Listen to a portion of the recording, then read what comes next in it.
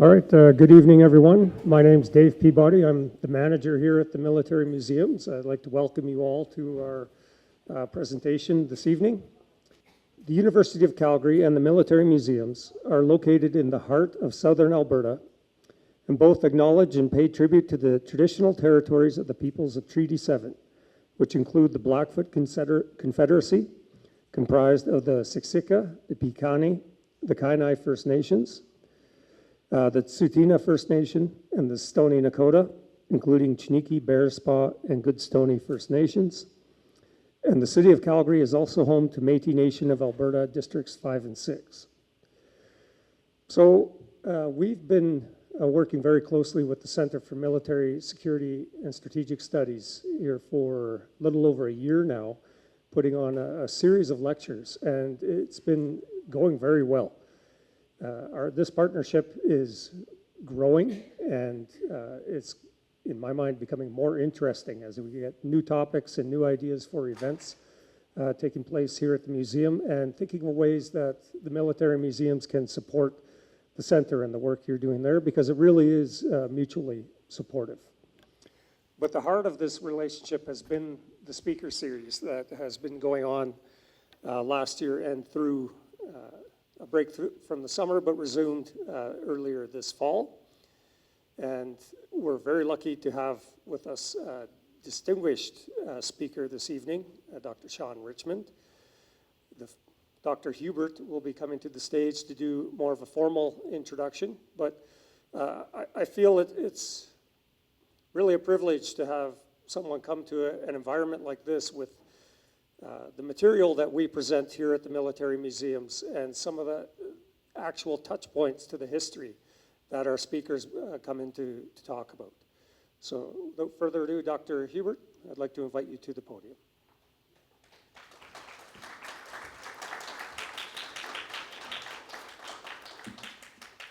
Thank you, everybody. Welcome again for our continuing series for the Highlander speeches, in which we are able to showcase some of the very best and brightest views in understanding a wide range of issue areas in this context. And so we are very happy to be able to invite Dr. Sean Richmond here for today. Now, a couple of comments. Now, first and foremost, one of the strengths of the center are the ability of our members to reach out and to be able to engage with others, to expand the community. Just to give you a little bit of a background before I go through the former elements of Dr. Richmond's background, I should note the reason why we are so fortunate to have him as a visiting scholar is, of course, that one of our most important fellows, our former director of the center, Dr. Maureen Hebert, engaged with him, came across, he found out that we were doing this type of materials, and then once again, through the very hard work of Dr. Hebert, was able to recruit him to come here to do his sabbatical work as a visiting fellow at the center. And I think it underlines to a very large degree the ability that as much as you are part of our community, we are able to continue to extend the community to look at these important issues, to understand that in fact that there is both a history, but there is also a reality that we work at. And so we feel very privileged when we're able to bring you together for these events. We feel very privileged that people like Dr. Richmond want to come and work with us. We feel very privileged that people like Dr. Hebert is able to recruit such outstanding talent to come and join with us. And so, once again, please think of yourselves as sort of a member of the community. Now, just before I introduce Dr. Richmond and go through his CV, I just want to let you know some other events that are coming up. The next Highlander lecture is going to be by Dr. Ian Brody. And if that name is sort of triggering a little bit, you're going, okay, where have I heard that name before? He is a faculty member with the Department of Political Science and a fellow with the Center for Military and Strategic Studies, but he was also the Chief of Staff for Prime Minister Harper. And so that might be where the name is triggering on.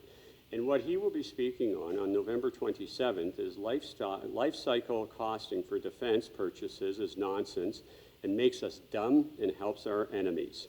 And so if you are interested in attending that, you can see either me or Mary at the end, or go to our webpage, and we'll be happy to share that with you. You can see for others. The other event I'd like to share for those of you that are really interested, and this is one, unfortunately, will cost you a little bit because conferences are expensive, but on November 14th to 15th, we will be hosting the creme of the creme of the Canadian air power community. We have the Deputy Commander of the Air Force, we have the former leader of the Conservatives, Erin O'Toole, we have the former Liberal Defense Minister, David Pratt, David Ferguson, Pat Cartier, a whole list of basically anyone who has done any work on Canadian, either on the RCAF or on air power in general. And so this conference is going to be at the University of Calgary. It's over November 14th and 15th. There are two components. There is the conference and there is also the banquet. Again, unfortunately, we have to charge for both, but these things are expensive. But at the banquet, we've got Billy Flynn. Now, again, that name may not necessarily ring something to you, but Billy Flynn is an ex-F-18 pilot who then went on to be the head test pilot for Lockheed Martin in the development of the F-35s. So in other words, basically, you know, you think of Top Gun, you think of all the movies where you see these guys as test pilots. Well, he's living the life in that context, and he's going to share some of his thoughts of what that means. If you are interested, both me and Mary have the little, you know how they do the fancy things. My boys had to explain to me, Dad, you've got to learn how to do this. But where you have to take the picture of the scan, and that will give you all the necessary information. So as I said, if you do want to go, you can come up and you can scan this from either me or Mary after the talk is over. So again, we do guarantee that this conference is going to be probably the best in Canada on elements of Canadian air power. Okay, moving on to our main event, and that is, of course, Sean Richmond. Dr. Sean Richmond is a Canadian lawyer and associate professor in the Department of Law and Legal Studies at Carleton University. He researches and teaches in the area of international law and international relations, with a focus on armed conflict, hence his connection with Dr. Hebert, since she is one of our leading experts in Canada on this, international criminal law, and Canadian foreign policy. Prior to his current position, Sean was the special advisor to Canada's legal advisor in the Department of Foreign Affairs, of course known as GAC now, where he contributed to Canada's election campaigns for the International Criminal Court and the United Nations Security Council. Sean completed his doctorate at Oxford University, well, we won't hold that against him, under, even though it's not Calgary, or, a real PhD. No, I'm just kidding about that. Under a Commonwealth scholarship. So without further ado, Dr. Richmond, the floor is yours.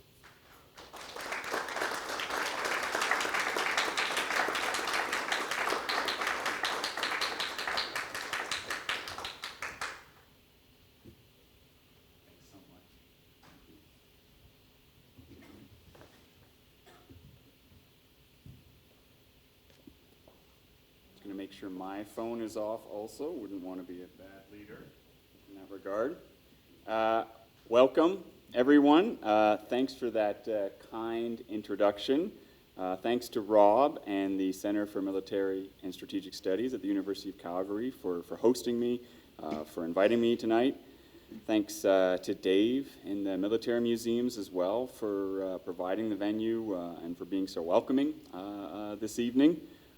Thanks also to all of you who showed up tonight. I know people are busy, and I really do appreciate you coming out.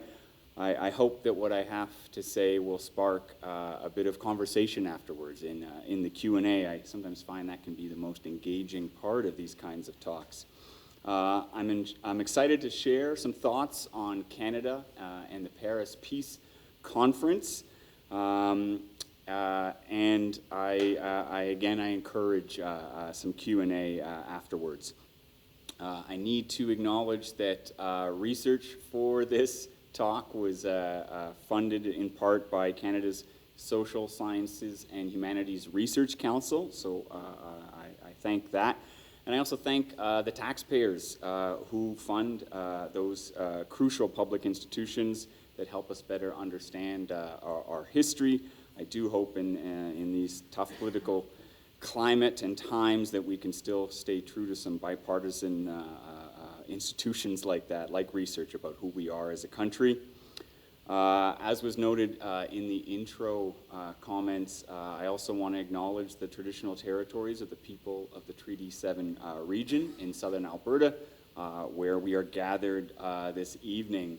And I do so in part because Canada's Indigenous voices were not present at the Paris Peace Conference. They were largely absent, although some of their concerns very much were present. And we see some resonance, actually, in some of the political structures. So, for instance, the League of Nations resonated with earlier Indigenous political structures, such as the Great League of Peace of the Iroquois Confederacy out east, and also its guiding principle that war can be managed and that peace requires cooperation. And some of the international legal principles that we're developing at Paris would later shape and empower Indigenous struggles for autonomy and nationhood today. And I'm thinking here, for instance, the principle of self-determination of peoples. Some of you might know that U.S. President Woodrow Wilson made that promise to the world. I'm going to unpack a bit about what it meant in a little bit. And then thirdly, in terms of making a bit of a link between Paris and Canada's Indigenous nations, our lobbying as a country, the delegates lobbying at the Paris conference, we were pushing for increased recognition for Canada as a distinct nation within the British Commonwealth. Canada had lost a lot and sacrificed a lot and fought bravely in World War I. And Prime Minister Borden and the other delegates wanted recognition for that. But to do so, they had to support their claims with international legal arguments that I'll unpack in a little bit. And ultimately, this involved a reimagination of sovereignty as something, and I point up to our constitutional sovereign just to get your minds thinking about that. But this reimagination of sovereignty was less, the source was less a monarch across the seas with a divine right to rule, even if that is the constitutional explanation, and more about recognition from others about the legitimacy of one's claim to govern a particular people, a particular land, for instance. And we see similar reimaginations in debates over Indigenous sovereignty today, where, again, I'd argue it can be shared, but still contested politically and legally. So the legacy of the Paris Conference, in other words, stretches far and wide. And I think I met some students who were coming in at the beginning of this talk. Any students in attendance tonight, if you are looking for a thesis topic, I encourage you to consider these kinds of old international meetings that you might question their relevance to today's world. I'm hopefully going to convince you otherwise in tonight's talk, but they are an understudied subject about the lasting and unexpected impacts of events like the Paris Peace Conference and where they've played out in world politics and Canadian politics as well. For my own research, I came upon the Paris conference almost by accident. Thanks so much to Rob for providing a background on my research. I research international law, its role and limits in the use of military force by states, the political decisions leading up to that, but then also how the rules of war hopefully constrain or legitimize state conduct during a conflict. And I'm writing a book actually on Canada's approach to the Vietnam War, the role of international law and the limits of international law in our approach to the Vietnam War. So how do we link Vietnam and Paris in 1919, two different historical periods? Well, at root in the Vietnam conflict was a tension between the right of self-defense for South Vietnam that the U.S. and to a certain degree Canada supported in the ideological conflict of the Cold War, and then also on the other side the right of self-determination and non-intervention for the North. And I want to know what Canada's views on those kinds of legal principles have been over our history. And one way to do that is to look back at key conferences like the Paris Peace Conference, for instance. This was one of our first chances to debate and discuss and think about internally in our own memos and advice, private correspondence, leaders between their advisors and even their spouses back home. Our first chance to debate the collective security provisions, for instance, being negotiated at Paris, and to articulate them on the world stage. And so this work, both on Vietnam, but also on the Paris conference, it stems from a puzzle, a continuing puzzle that I see and other commentators and scholars see in Canada's identity and our relationship to armed conflict. And as many of you will know, Canada often identifies as a peaceful middle power that only uses force in accordance with international law. But that view on closer scrutiny may be based more on collective myth rather than historical fact.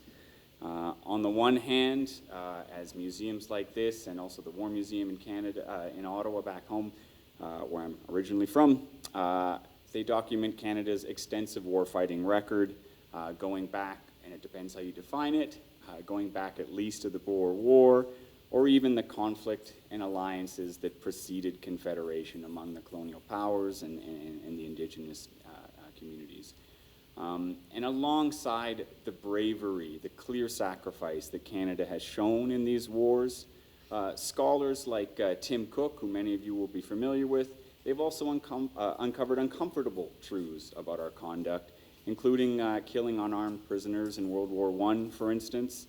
And so if law has been part of our war fighting, it has likely had an uneven effect, as it has arguably as well with our allies. And yet, on the other hand, on the other side, there's also, of course, a clear record of Canada contributing to United Nations peacekeeping missions.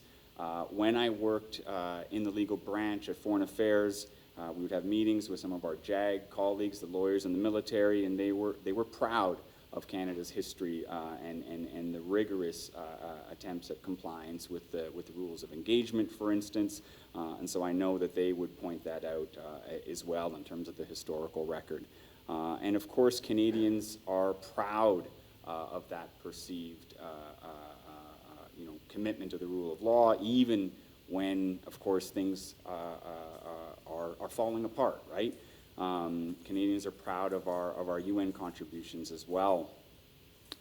And as an earlier book I wrote, and others have also pointed these kinds of things out, our governments have often made important decisions about whether to participate in a war based in part on the international legality of these operations.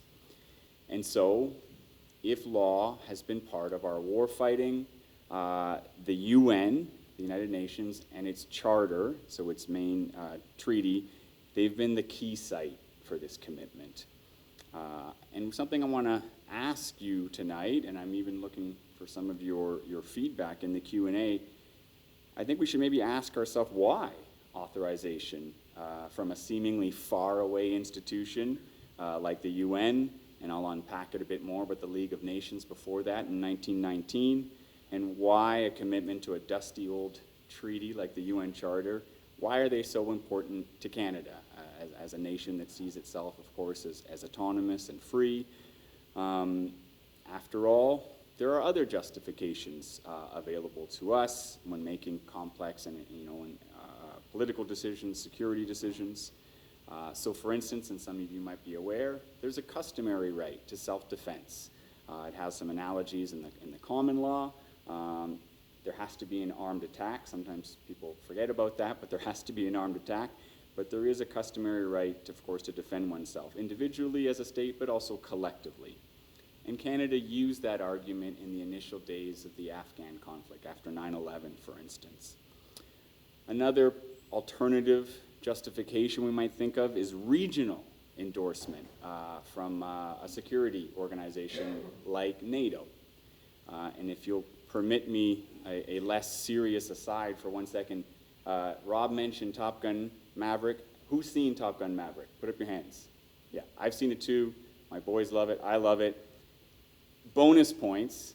Can anyone remember what the legal justification was for Tom Cruise's dramatic preemptive strike on the nuclear facilities of the alleged enemy state?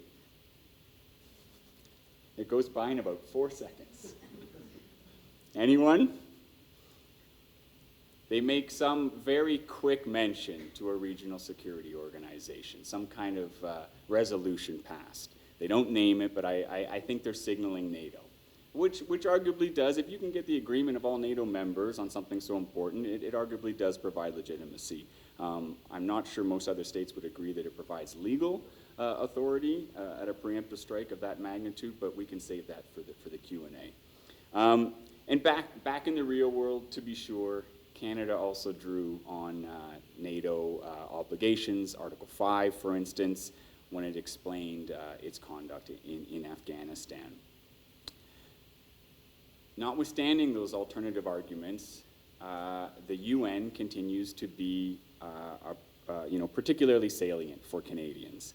And again, I push you and I push myself to ask why. I posed this question to former Defense Minister John McCallum regarding the Iraq wars, Canada staying out, and the Afghan conflicts. And he acknowledged candidly, and I'm paraphrasing here, I'm cognizant that we're being videotaped, so for the full quote, please read my book instead, but John McCallum paraphrased, "It reflects tradition, since at least Lester Pearson, a view that war is a very serious matter. You can't just have countries off on their own deciding unilaterally to use force. There's an international governance mechanism we have bought into with the UN, and that is to legitimate war, you should have the agreement of that organization." It's almost like a gospel, he said. I'm not even sure people ask themselves very often why UN authorization is needed, end quote. Canada's views at the Paris conference, however, suggest that this fidelity to a rules-based order goes back much farther in our history. It's not just a post-World War II thing, it's not just a Pearson thing, and it transcends political party ideology, I want to emphasize as well, as Borden and Diefenbaker and other leaders would confirm. That commitment, it's a promise that we made to the world and to ourselves over 100 years ago. And Canada is the kind of country I want to suggest tonight that keeps its promises. It's a country that keeps its head even when, in the words of Rudyard Kipling, all about us are losing theirs and blaming it on us. And we have to look no further than today's current events and world politics to be worried in that regard. At Paris in 1919, Justice Minister Charles Doherty anchored this promise in the people of Canada. So he anchored it internally in the people of this country and externally in the restraining power of international law. Granted, a nascent international law at the time regarding the use of force. So as he explained in comments on the proposed League of Nations, quote, "It is in the interest of humanity itself, that is of the peoples of all states, that demands the prevention of war. To them, therefore, to the governed, belongs a share in the task of ensuring that prevention," end quote. Why? Again, we could ask. Well, because, if Doherty could reply to us, and I quote here again, "The sovereign state is not organized to restrain its own actions as towards other states. It is constituted to govern people. It is not its function, either alone or in combination with other states, to govern or restrain itself. If war is to be prevented or its likelihood diminished, that end can be attained only by there existing somewhere, if not a power that will control, at least an influence which will restrain the absolute sovereignty of the organized states in their dealings with each other." end quote. That restraining influence is one of the main roles that international law has played in Canada's foreign policy and will continue to play if we stay committed to it. As Doherty predicted, states today continue to be unreliable at constraining themselves when it comes to war. And to lessen the risk of mass conflict, law can help hold us back from the brink.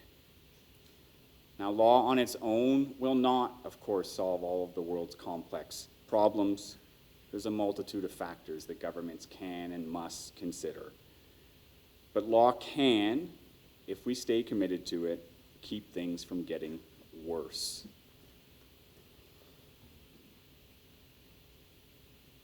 Now, in addition to that restraining influence of law and those eloquent opening remarks from Doherty in the context of the League of Nations and the Paris Conference, law had other roles at the Paris Conference.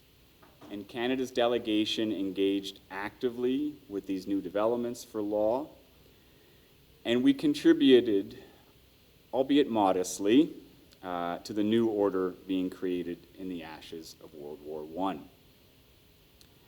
This role for law and for Canada's delegation, I'd argue it's underappreciated by historians and current accounts. So for instance, while it's not always seen as such, the conference was one of Canada's earliest opportunities at international peace building and also lawmaking on the world stage.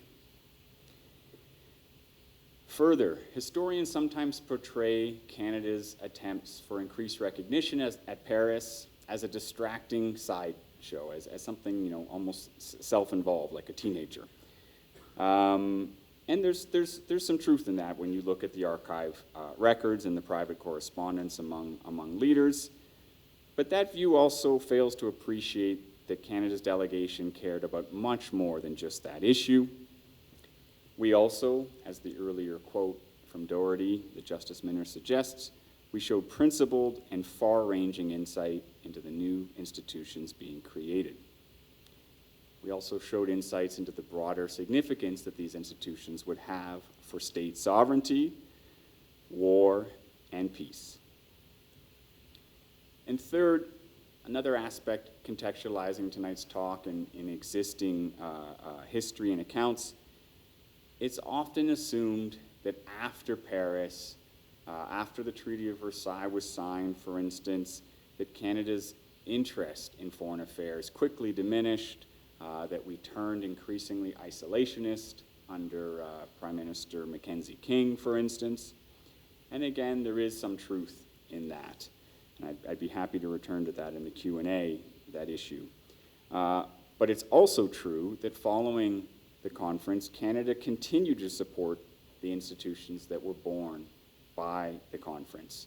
First and foremost, the League of Nations that I mentioned in the area of security, but also the International Labor Organization, the ILO, which was created in part under an assumption that economic order was needed to help prevent the spread of war, for instance.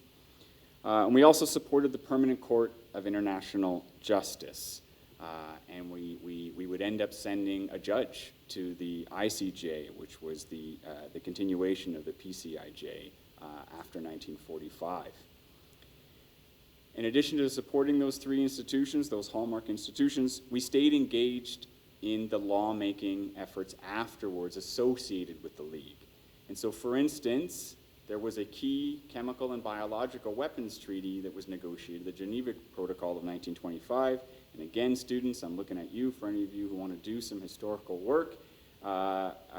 Borden's key advisor, who I'll talk about in a little bit, was involved in the negotiation of that treaty. We were contributing to the laws of war. Poison gas had been used by all sides in the First World War, and states saw it in their long-term interest to try to regulate and constrain that kind of activity. So we stayed engaged in lawmaking. Before those milestones could be reached, though, those three institutions I mentioned, that other lawmaking I've alluded to, a long road lay ahead at Paris. There were 9 months of difficult negotiations, arm twisting, for instance.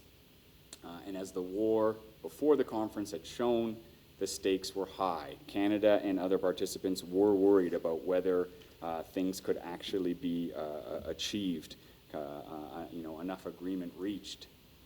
The conference was, as Canada's delegates recognized at the time, an epoch-making event, and that's just a fancy way of suggesting that a new era was being developed. The global significance of the events would arguably not be replicated until the creation of the UN years later, and a lot of what went into the UN after World War II, the Charter, for instance, the powers delegated to the Security Council, these were shaped by the lessons of what worked and did not work for the League. So, reflecting the importance of the Paris Conference, Canada sent about 15 leaders and experts to participate. And again, although often overlooked by existing scholarship, many of these individuals had backgrounds in law, including international law. I got kind of excited when I saw one of the participants had taught international law at McGill, for instance. And these legal backgrounds, you might ask, okay, so what? Someone was trained as, a carpenter or an accountant. Well, so what? They helped shape how Canada's delegation engaged with, and on a few rare occasions, overcome or at least successfully navigate the power politics of the conference. So again, just to be clear for the realists in the House, Britain, the US, and France, they were the ones setting the tone. They were the ones where most of the important decisions were made in the meetings. Canada, in some ways, was as a Commonwealth member of Britain's empire, not in the main room, of course. But nonetheless, Canada's delegation, they used their legal training, they used their connections with our allies to remind these leadership countries that the new rules being proposed, they would create reciprocal binding obligations, that these weren't just words on paper, they would matter. They'd also remind our allies that unclear language could lead to more instability and injustice in the world rather than less, which of course was not the goal. So a key example of that is the debate over the collective security provisions of the League of Nations, Article 10 in the League Covenant.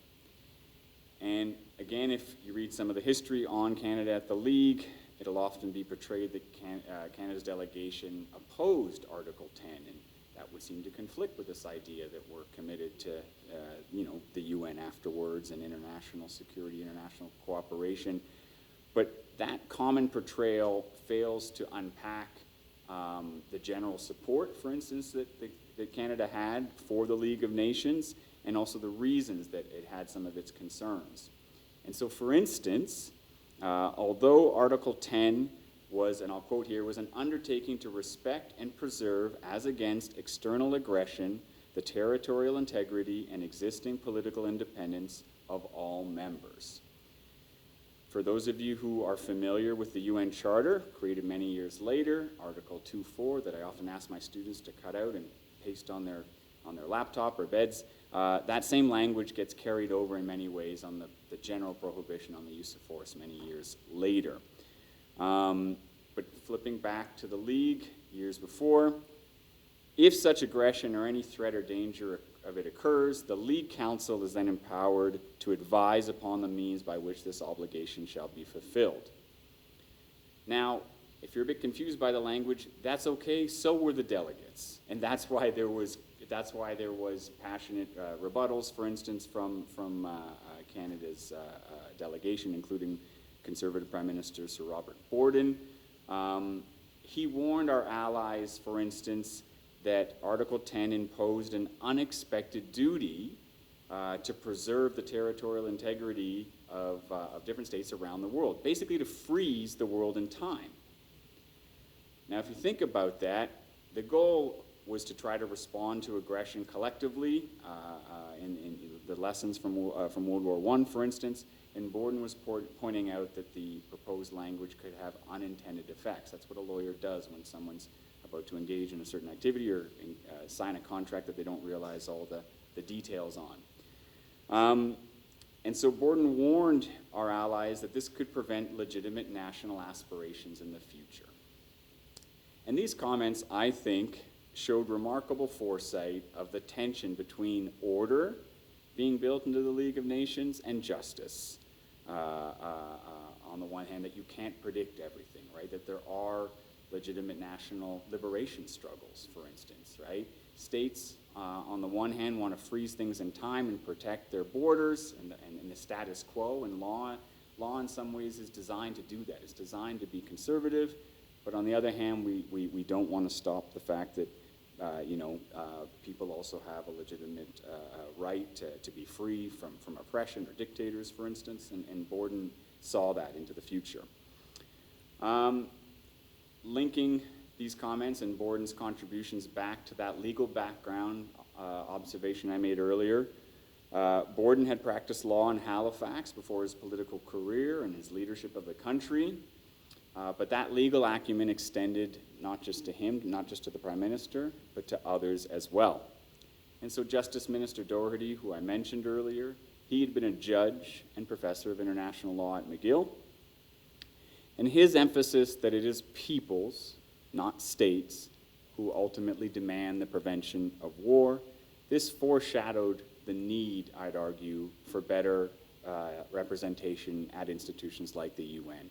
Some of you will be aware that there are calls for better representation on the Security Council, that institution is frozen in time from 1945, and we have new regional powers, for instance, that should be better represented.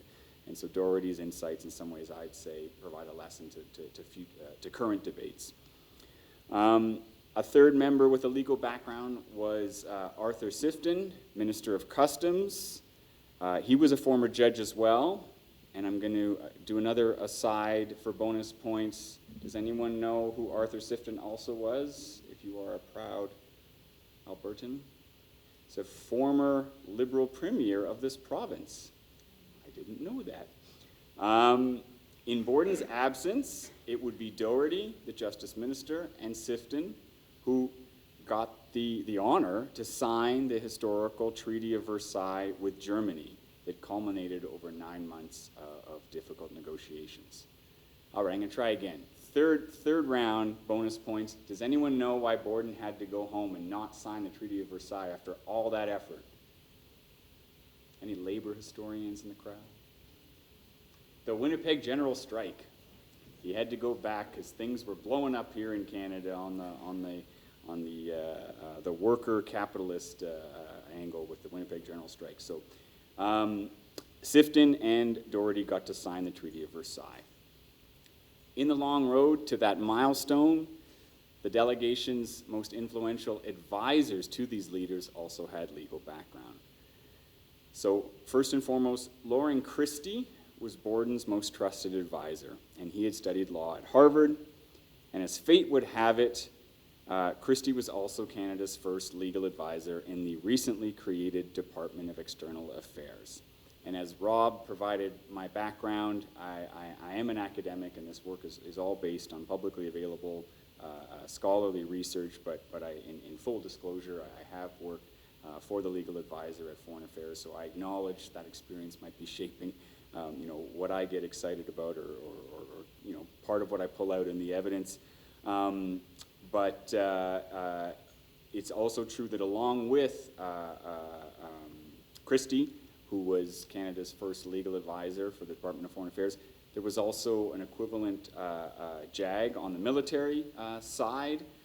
Lieutenant Colonel Oliver Bigger was the Judge Advocate General at the time, and Borden asked him to be the legal advisor to Canada's delegation at Paris. That JAG was a recently created legal position in Canada's armed forces, and it had been created in part out of a frustration with British management of warfighting and Canada's contributions in prior conflicts, and many of you will be aware. And Laurier, for instance, was aware that Canada needed its own internal military advice, legal advice, if it was going to be, continue to call on, to contribute to armed conflicts, for instance.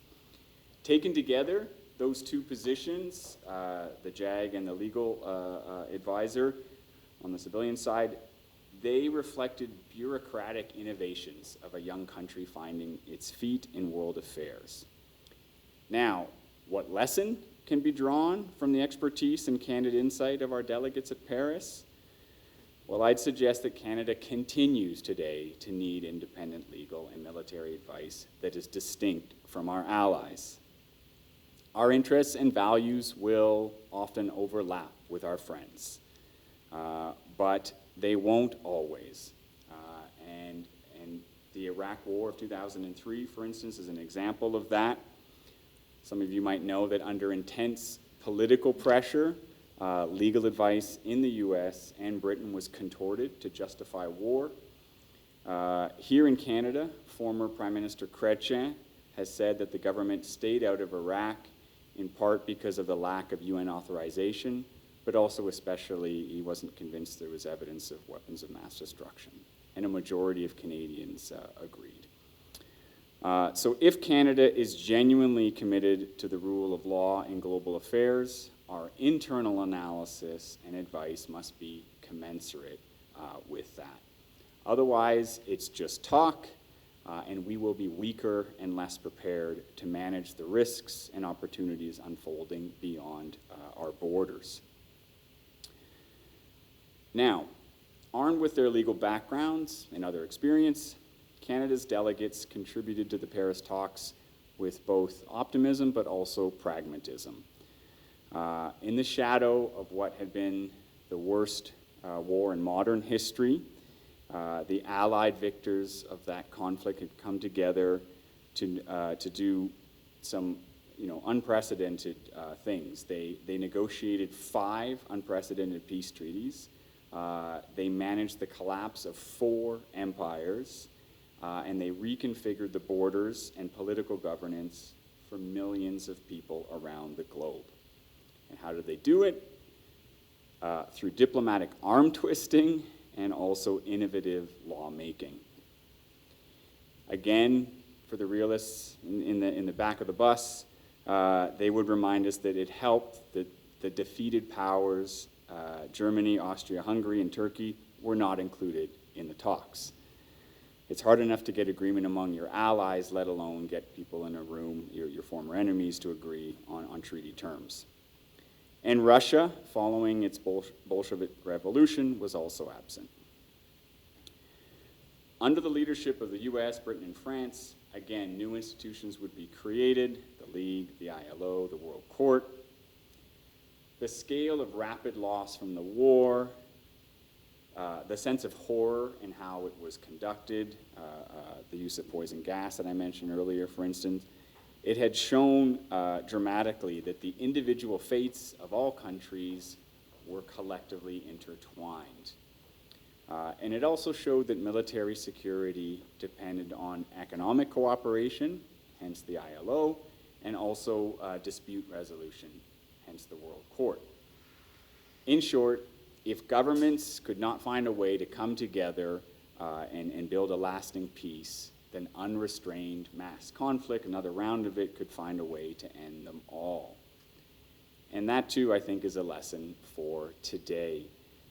The world's biggest challenges, from climate change, refugees, armed conflict, they are not constrained by borders, as we all know. Canada's fate remains linked with other countries, including ones we may not like. Now, with the stakes so high at Paris, Canada's involvement in the conference illuminates the underappreciated significance of international law, and it also shows 4 roles that I think international law can play in our foreign policy. First, law can restrain conduct, which I noted earlier in some of Doherty's quotes. Law can also help constitute our identity, which I'm going to talk a bit about. But third, law can also permit and legitimate certain outcomes that might otherwise not be permitted. And this is in some ways the flip side of the coin on the constraining or regulating. And in some ways, it's what the laws of war do. They allow some conduct and not others, and that, in some ways, as a citizen, interrogating the logic of that can be a bit of a mind bender.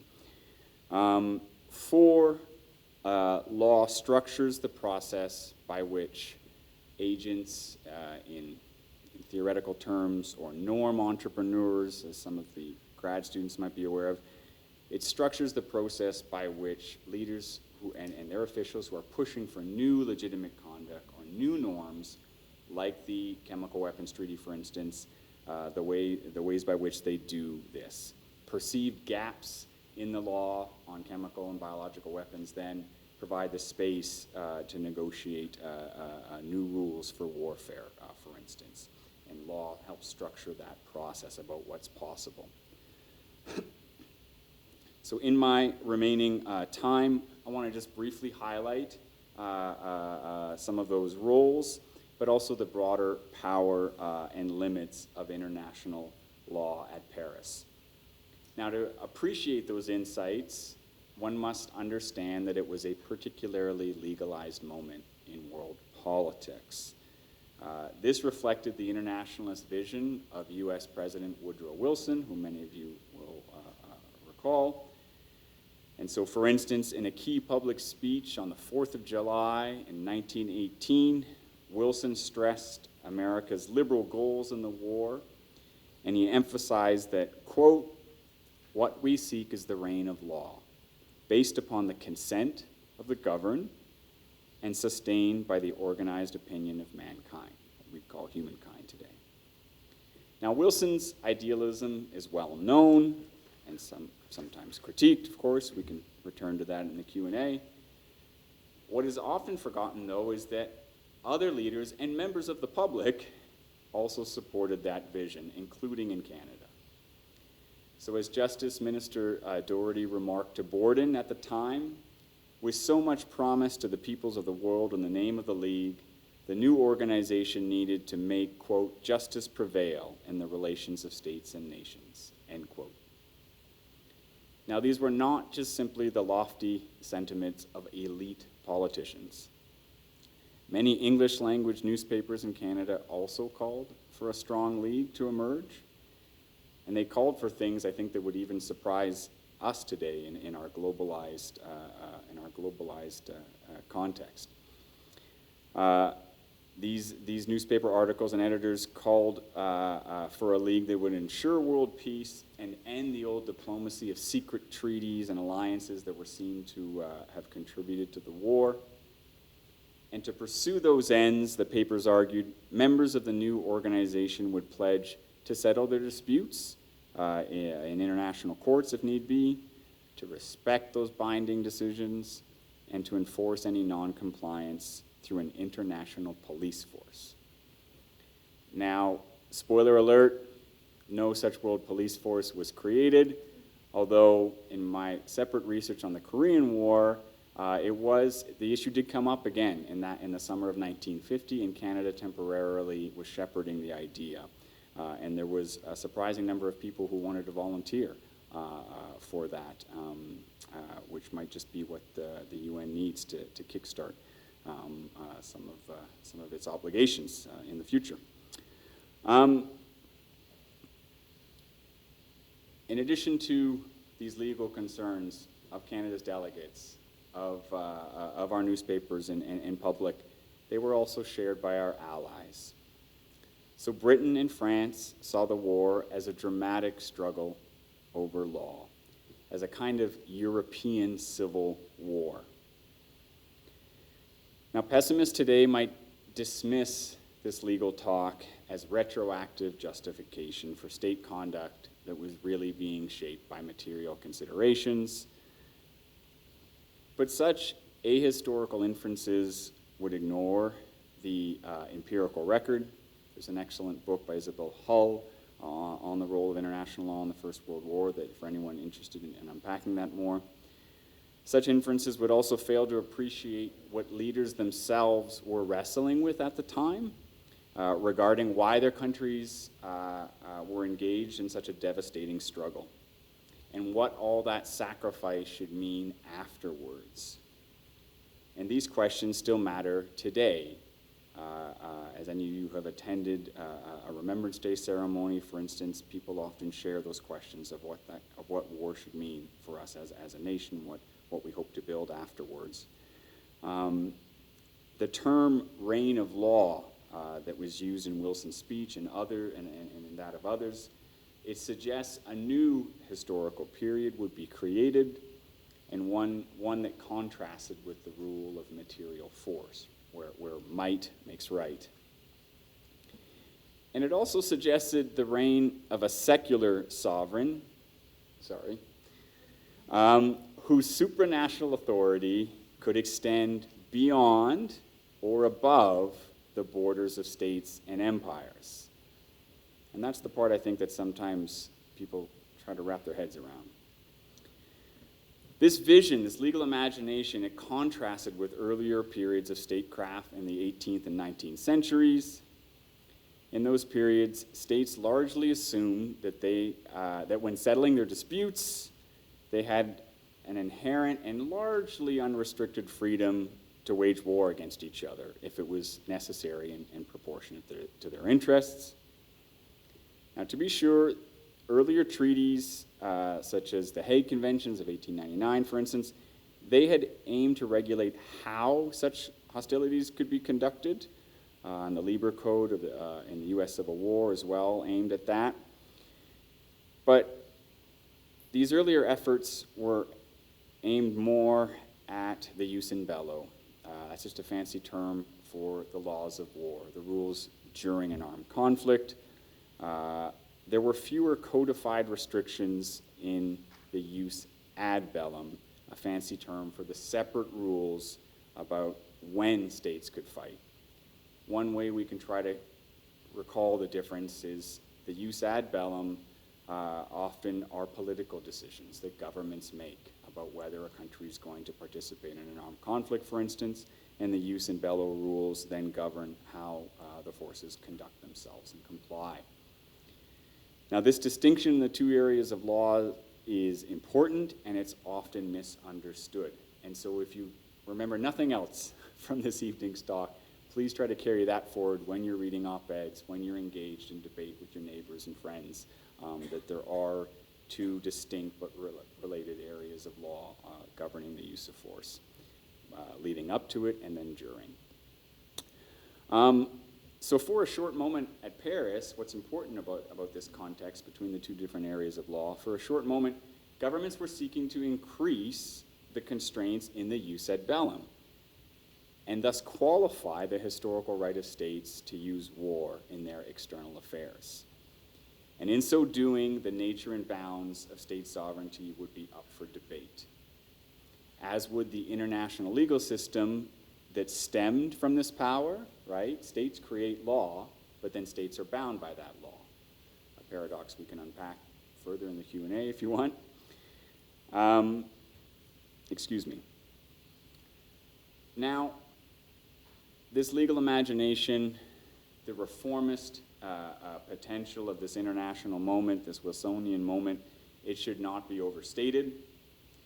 The normative force of Wilson's vision would run up against the material fact that France and Britain, and even the US also, they did not want to give up their empires after the war, right?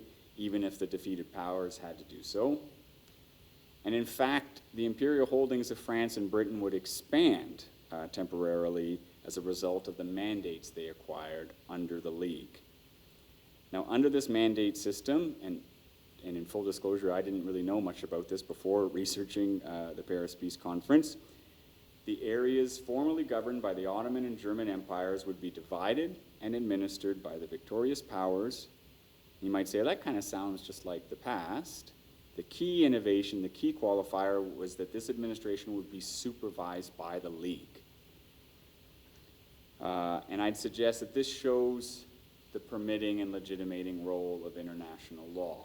whereby law allows conduct, so here, a reformed form of colonialism, that we might otherwise find normatively concerning, it perpetuates it and it legitimates it because it was negotiated under international conference, for instance. It legitimizes a certain order, so here a liberal system, that staves off political alternatives, national liberation struggles, for instance, and staves off revolution as a source of international stability. And that's why there are some critical voices who would point out, in some ways, the limiting force of law rather than its emancipatory potential.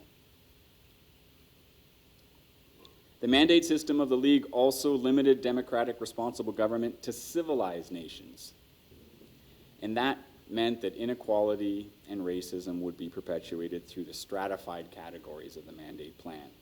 So peoples were divided into A, B, and C supervision depending on their capacity for self-rule. Eligibility for popular sovereignty, therefore, would be limited to some political entities and not others. And many of the people affected by these mandate plans would have little opportunity to say anything or give their consent, in the words of Wilson in his speech, to the governance that they were now under. And by contrast, plebiscites were held for a number of important territorial modifications in Europe. There was an awareness that ethno-nationalism was a potential long-term risk, for instance, following World War I. And so there was some efforts at hearing people's voices within borders, but that was not shared in the same degree for people under mandate. Now, reflecting these broader trends on law and some of its limits, Canada's involvement at Paris also illuminates those limits.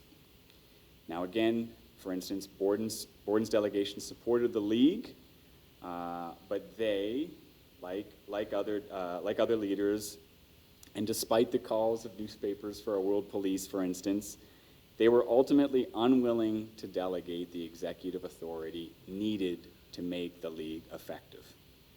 Again, that gap would only be addressed, at least in drafting with the UN Security Council many years later. Until that time, Canada worried about accepting increased military liability overseas that collective security seemed to apply. Again, historians have often made that point, but I think they sometimes fail to contextualize that the concern partly Canada had was being dragged into another war at Britain's initiative, and this assumption that Canada would just automatically fight for Britain. And so when new law was being designed where the League could make those kinds of recommendations, there was prior concern because of our relationship with Britain. But these limits in our legal imagination, this hesitancy to delegate executive authority over security matters, it extended in other directions as well. So for instance, Canada, as a self-governing dominion within the British Empire, it wanted increased recognition at Paris for its war sacrifices and autonomy as a distinct nation. And that effort was shaped in part by the international legal criteria for statehood and legal personality. So for instance, there are criteria that have to be met: land, people, a government, a sense of independence. Canada was increasingly engaged in some independent foreign policy, for instance, with the US at the time, however nascent. But as a settler country, the potential domestic relevance of those principles to the country's indigenous peoples, for instance, eluded government leaders at the time. It was a different time. And externally, Canada, like other dominions, was reluctant to extend its concern for recognition to the still many colonized peoples around the world under French rule, under British rule. Those same people who had also sacrificed and died in the war. So for instance, almost 500,000 colonial subjects had served in the French army during the war. And 1.5 million men from India were enlisted in the forces of the British Empire. And this inconsistency in whose sacrifice deserved recognition extended to the people living in the Ottoman territories and the German colonies that the Allied victors occupied after the war. Now, many of those victors, including France, Belgium, Japan, dominions like Australia, South Africa, and New Zealand, they wanted to annex these territories for themselves. That was often prior practice in earlier conflicts, to the victors, the spoils. But U.S. President Wilson and anti-imperialist activism, including, surprisingly, by Canada, stood in the way of these annexations. And to be clear, this was a dramatic conflict of outlooks regarding who and what would govern a large portion of the world's populations. And it was also a real test of whether international politics would be different, in the post-League world. And so Prime Minister Borden, to his credit, he met this challenge by opposing large annexations of territory. And he conveyed his fears to Canada's allies that it could spell disaster. He thus bucked his Dominion's siblings, and he demonstrated notable independence. The issue would only be partially resolved by the mandate system that I described earlier. And yet again, if the mandate compromise was relatively innovative or progressive compared to the binary alternative of outright annexation, it also had trade-offs. In theory, it claimed to put all those peoples under mandate on a path towards independence, but again, it also prevented national struggles, and it perpetuated imperial logics into the post-war era. Another limitation on Canada's efforts engaging with law at Paris is that we generally supported Wilson's vision for the post-war era. We supported the 14 points, for instance. But anti-Asian sentiment at the time, anti-Asian racism, it stopped Canada from embracing self-determination and equality for all. It also stopped us from supporting some labor standards proposed in the International Labor Organization, standards that were being pushed for by Japan, for instance.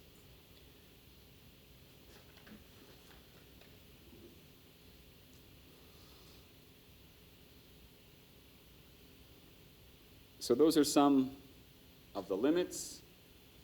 For instance, I've flagged the restraining influence played out earlier at Paris. I've tried to unpack some of the limitations and some of the legitimizing roles. I want to end with a bit of the constitutive effect of international law on Canada's identity in that time, and conclude. I'd suggest that there are two examples that show international law's constitutive role on Canada at the Paris Conference. And so first, Canadian leaders and officials were adamant that the country should be formally represented at the conference, not just as a dominion within the British Empire, but as its own nation, and that it should have the right to sign the resulting treaties on its own behalf.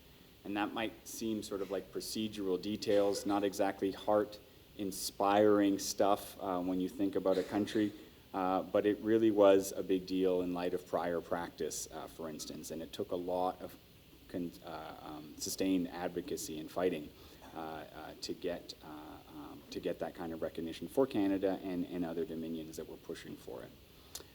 Why did Canada want this recognition?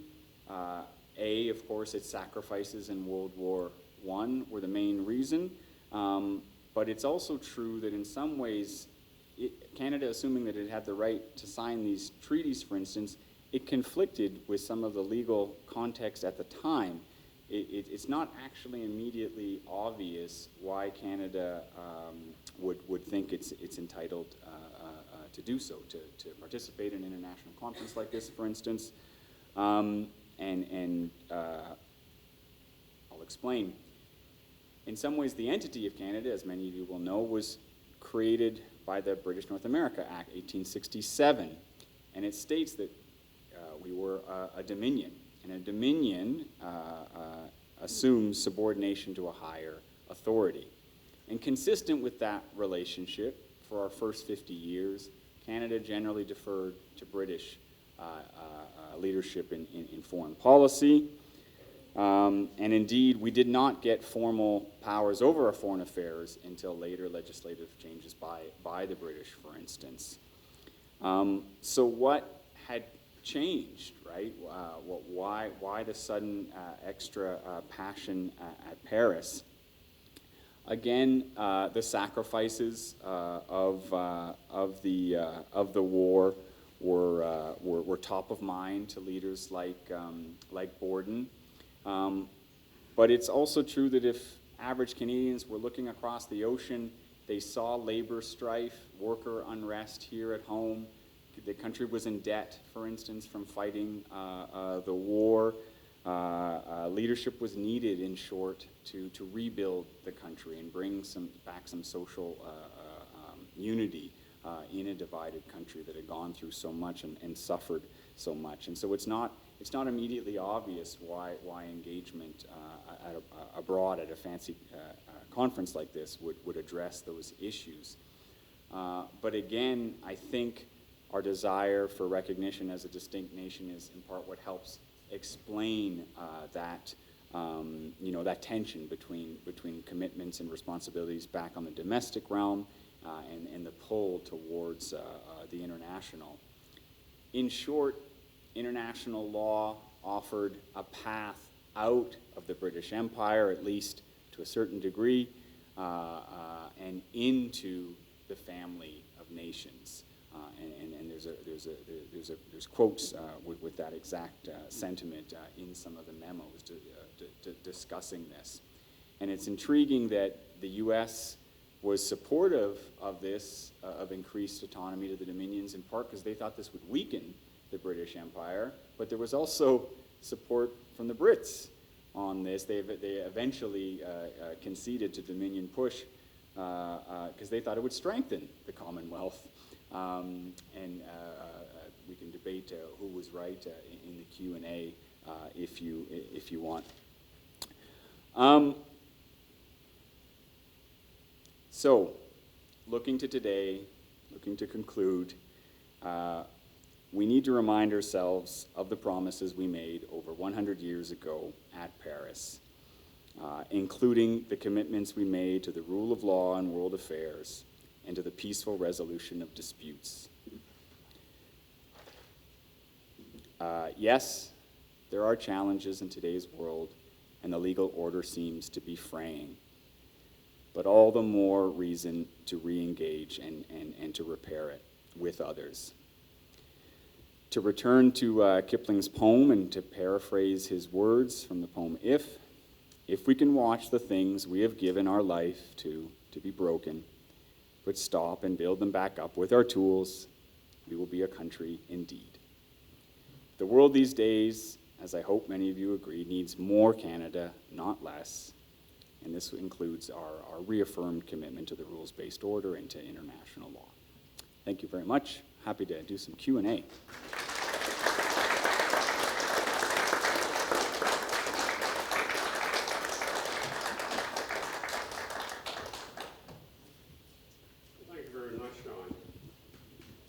Help but take the imagery that we have in such an amazing talk. I mean, just picture a young nation, Canada, having committed so much blood to World War I, then the excitement of the intimidation of being brought to the big table.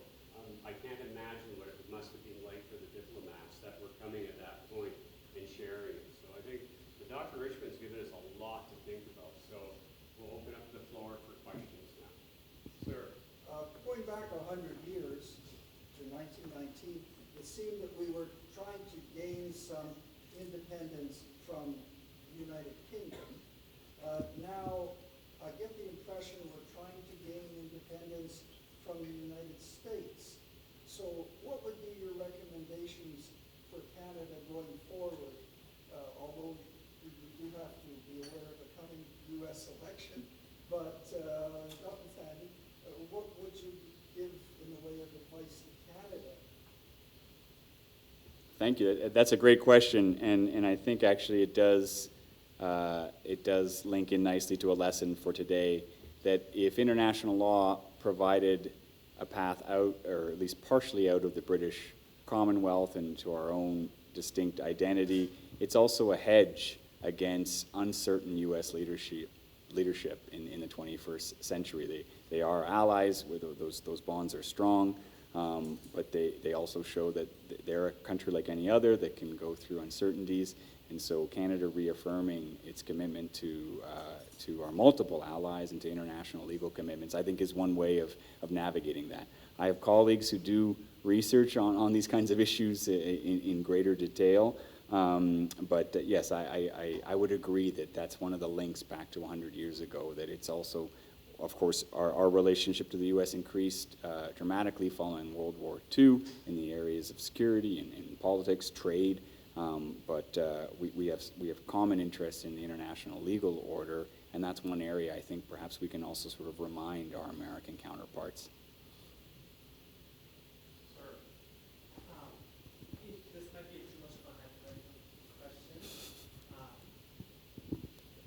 question. If the rules-based order falls apart, do you foresee international law and the institutions that it relies on staying in its current shape? Sir, can you repeat the question? Like if the rules-based order falls apart, what do you think is going to happen to international law?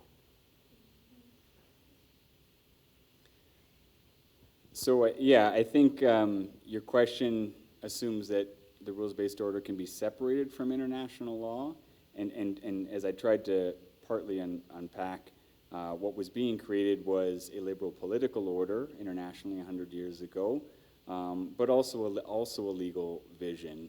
I think the fraying, the pushing at it, we've, as a world society, as states within it, we've experienced challenges to that order in other instances, World War I, World War II. So we also need to keep things in perspective. I often put graphs up in my public international law class that, statistically show that dramatic increase in trade, human rights, intellectual property. Quantitatively, we live in a more legalized world context. That also means, though, that perhaps there's more opportunities, or there's more instances where things can be pushed at or frayed. But it's also true that things like the nuclear cooperation between Russia and the U.S., some of those treaties are not, being renegotiated, for instance. There is, of course, cause for concern. But what you asked, what does that mean for international law? International law doesn't exist as something outside of us, right? There isn't the same, thing to point to in the same way. It's one of the puzzles for all of us to wrestle with. But it's still real if we and other states are committed to it, and there's plenty of evidence that other countries are, despite the challenges. Sir, thank you for the talk. So my question is, so you mentioned at the start that the UN specifically is the only international organization that can legally justify the use, or can legally justify armed conflicts. Given that the UN Security Council now is pretty split between Russia, China, US, France, Britain, how do you see this kind of developing legally going forward? Is there anything that you think Canada can do? And I guess, do you think that what happened with the League of Nations, with the Paris Treaty of 1919, do you think any of that can kind of inform what's happening now with the UN, specifically the UN Security Council? So two things. Was this a question you had before you came in, or after my talk? When you I say. kind of before developed already. So if I could summarize and tell me if I'm accurate, what do we do if the UN Security Council won't uphold its responsibility to maintain international peace or respond to things? Are there alternatives? So one key example is the Kosovo intervention in 1999. I wrote an article on that actually, that outlines some of the steps perhaps Canada and its allies thought they might have to go through if the Security Council won't authorize something. There are practices within the UN, such as the Uniting for Peace activities, where the UN General Assembly has stepped in saying, look, we know we don't have the charter, delegated authority for security the way the Council does, but if you won't carry your heavy responsibility, then we'll have a democratic vote in the UN General Assembly. And granted, that isn't, an innovative interpretation of the original charter's text, but depending on your legal view, you could also say it's necessary state practice. So there are alternatives. Some states have pushed forward to get the permanent 5 to make a pledge to not, to not veto issues where there are, threats of genocide or crimes against humanity, for instance. So there are efforts at reform, but your observations, of course, are salient, that the UN Security Council is predicated on the assumption that the Allied cooperation following World War II would continue, and it didn't. But there was a lot of, not playing nicely in the 50s, 60s, and 70s, but there's also been surprising instances where they have agreed sometimes. So it's not all doom and gloom.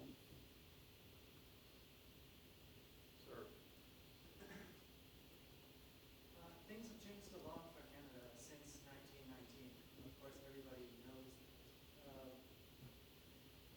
this talk began with land acknowledgement, and I think that it's been noted before that land acknowledgements rely a lot on sort of the same blood and soil philosophy that motivated the National Socialist Party.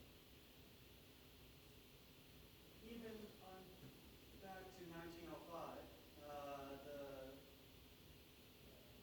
Bloody Sunday in Russia was part of the motivating factor for creating Alberta and Saskatchewan to sort of blunt the power of the working class here. And today we find that political parties, including Justin Trudeau's Liberals or his father's Liberals or the Conservatives, very much benefit from a polarized nation where how you vote depends more on where you live than what you actually believe. First Nations, of course, are sovereign nations. There's over 500 of them split up across the country. So I suppose that the question I have is, with these internal divisions and being actively stoked by a federal government or by provincial governments, even sometimes by municipal governments, does Canada still have a place on the world stage to be lecturing maybe the Indian government about their Hindu nationalism or the Chinese government about their persecution of the Uyghurs? So again, if I could try to, if I understand your question correctly, is faced with intense internal divisions in a country, does that vitiate its commitment to international law or delegitimate any advocacy in those efforts because our house internally is not in order? Or? Yeah, it does seem sort of strange to be scolding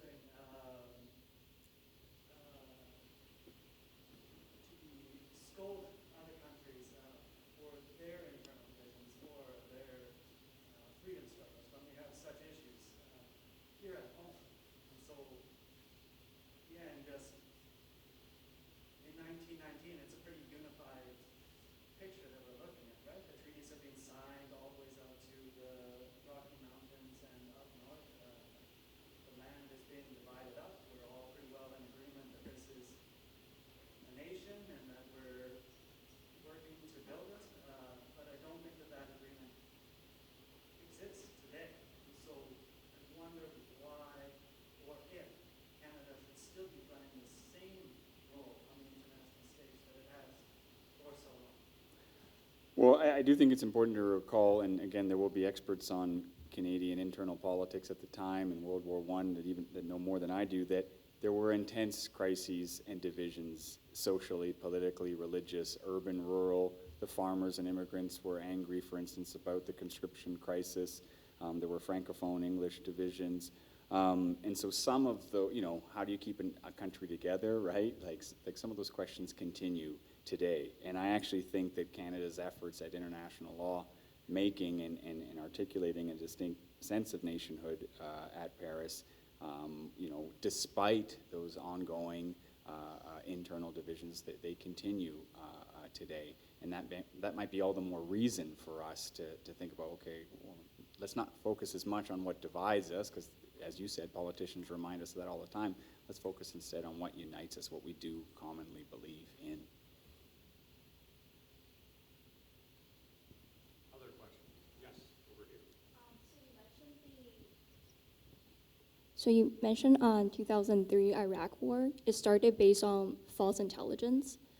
So Canada did not join because Canada was not convinced that it's worth the war. However, as Canada does not have foreign intelligence service, we rely on our allies to give intelligence like UK and US.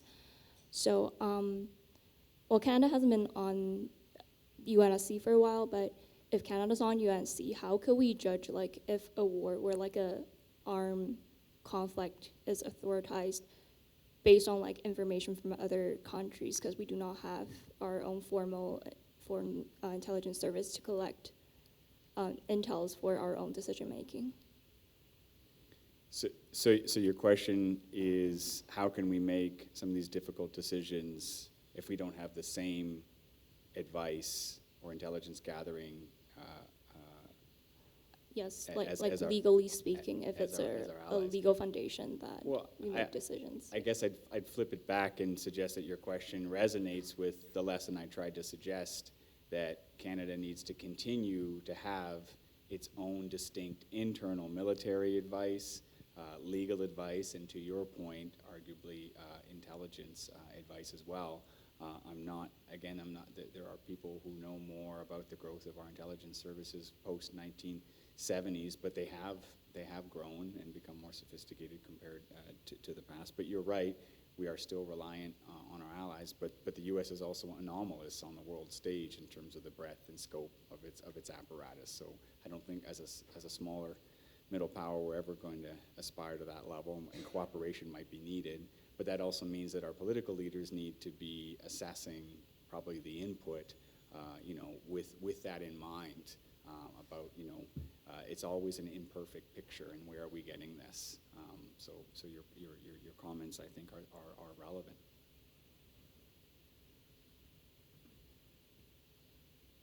Further questions? Yes. Thank you so much for tonight. Very, very informative. And I definitely agree that the world needs more of Canada, like you shared. My question is kind of twofold, like kind of talking about, as some people have mentioned, our reliance maybe on defense from the US. We are, as I understand it, a bit under the spending budget for the NATO targets. So kind of my question is twofold, like if we continue to be under, compared to all the other partners that we work with under NATO, what's going to happen to Canada on the Army side, as well as what do we as the citizens need to do to make sure we push our government to meet those or to increase those? Is that just up to us to do the research on voting for which parties are going to benefit the Army most? So kind of those two sides, the worst case as well as how do we help it make the best case? So again, if I could summarize your comment or question is, if the world needs more Canada, how can we engage if we are underperforming on defense commitments relative to our allies? And again, if we could try to bring it back to the Paris conference, it's true that our military contributions, our sacrifice, both in absolute and relative terms to the small population, gave us a particular clout at the conference. It made the advocacy all the more powerful in terms of the empirical record. And so perhaps what you're pointing to, if you fast forward to today, that there's more of a gap between perhaps some of the voice we're trying to have and what we're then expending in terms of military, or as this comment was made over here on the intelligence side as well. And so when we think of Canada, it's not a homogenous entity. It is all these things that you're pointing out. It is these different commitments, these different institutions, these different people who I'd also just acknowledge or remind everyone sometimes see the world differently, and that's okay. right? There can, in internal government decision makings or different newspapers, it's okay that we're going to see different risk or opportunity. That's a healthy democracy. But I definitely think it's in our long-term interest that we have, of course, proportional defense spending, but also intelligence, legal, military advice. Our decisions will be wiser long-term as a result. Any last questions? Yes, sir. Do you see any parallels to? Do you see any parallels to the British Mandate post World War I and possible governance solutions in areas like Gaza following the conclusion of the current war there, in the absence of any agreed upon two-state solution? I'm just wondering, you know, Israel really wants to maintain control. What are some international law precedents for what could occur on the other side of that possibility? Yeah, well, I mean, it's a emotionally rife issue right now, but to situate it historically, it was one of the first United Nations initiatives after World War II. And indeed, Canada sent a delegate to the Palestine Commission, for instance. So we've been involved in the issue since the birth of the UN. But law and the UN can only go so far as the political and military context allows. And so I wasn't sure, though, I'm sorry, about the British Mandate part of your question, though, although I could just pull out some of the UN part. Of that area post World War I, and could something like that happen again under a different governance mechanism? Well, I do think it would now be seen in more normatively critiquable terms, and there were aspects of it after World War II as well. Some trusts, for instance, for societies still rebuilding or not yet able to self-rule. So like there is precedent, absolutely, but they're more historical precedent, and it's going to depend on the political situation and the appetite from the parties in a complex conflict like that. We've reached 8 o'clock, which is our normal time to cease the formal questions, but in keeping with our normal aspects, we still have food, we still have drinks. I owe Dr. Richmond a drink, so he is going to stick around, and just like in every other circumstance, you can come up and ask your question to him in a more informal basis. But just before we let him off on the set, we have a couple of gifts that we would like to give Dr. Richmond for his willingness to present. I believe Mr. Peabody. So on behalf of the military museums, I'd like to present you with a military museums coin. Wonderful. Thank you so much. Thank you very much for coming in and seeing. Appreciate it. Very good time. Thank you. Cheers. And on behalf of the Center for Military Security and Strategic Studies, we also have a gift for Dr. Richmond. Mary, what is it again? This is a nice water bottle. Hey, I love a good water bottle.